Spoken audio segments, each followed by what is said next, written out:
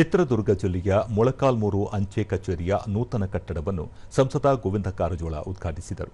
ಈ ವೇಳೆ ಅಂಚೆ ಅಧೀಕ್ಷಕರಾದ ಕೆಆರ್ ಉಷಾ, ಬಿಜೆಪಿ ಜಿಲ್ಲಾಧ್ಯಕ್ಷ ಕೆಟಿ ಕುಮಾರಸ್ವಾಮಿ, ಜಿಲ್ಲಾ ಪ್ರಧಾನ ಕಾರ್ಯದರ್ಶಿ ಡಾ ಪಿಎಂ ಮಂಜುನಾಥ್ ಸೇರಿದಂತೆ ಹಲವರು ಉಪಸ್ಥಿತರಿದ್ದರು.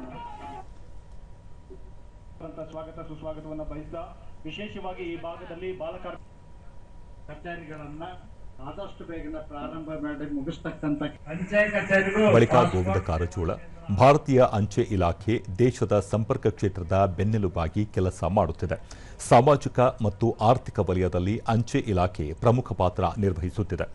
ದೇಶದಲ್ಲಿ 1,64,000ಕ್ಕೂ ಅಧಿಕ ಅಂಚೆ ಕಚೇರಿ ಹೊಂದಿದ್ದು ವಿಶ್ವದಲ್ಲೇ ಅತಿದೊಡ್ಡ ಸಂಪರ್ಕ ಜಾಲ ಹೊಂದಿದೆ ಎಂದರು. ದೇಶದ ಕುಗ್ರಾಮಗಳಿಗೆ ಪಾರ್ಸಲ್ ಮತ್ತು ಇನ್ನಿತರ ಸೌಲಭ್ಯಗಳನ್ನು ಡ್ರೋನ್ ಮೂಲಕ ಸಲ್ಲಿಸುವ ವ್ಯವಸ್ಥೆಯನ್ನು ಆರಂಭಿಸಲಾಗಿದೆ. ದೇಶದ ಎಲ್ಲ ಅಂಚೆ ಕಚೇರಿಗಳು ಗಣಕೀಕರಣಗೊಂಡಿದ್ದು ಈ ಮೂಲಕ ಗ್ರಾಹಕರಿಗೆ ಮತ್ತಷ್ಟು ಉತ್ತಮ ಸೇವೆ ನೀಡಲಾಗುತ್ತಿದೆ ಎಂದು ಹೇಳಿದರು. ಆ ರೀತಿ ಹಣವನ್ನು ಮುಟ್ಟಿಸ್ತಕ್ಕಂಥ ಕೆಲಸವನ್ನ ಮಾಡ್ತಾ ಇದ್ದಾರೆ. ಇವತ್ತು ಒಂದೇ ಸೂರಿನಡಿ ಸಿಗುವಂತೆ ಸಾವಿರಾರು ಡಾಕ್ ಚೌಪಾಲ್ಗಳನ್ನು ಆಯೋಜಿಸಲಾಗುತ್ತದೆ.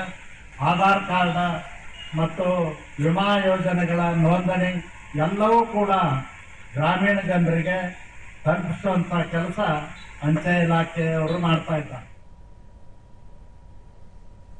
ಇದೇ ಸಂದರ್ಭದಲ್ಲಿ ಕಚೇರಿಯ ಆವರಣದಲ್ಲಿ ಸಸಿ ನೆಟ್ಟರು.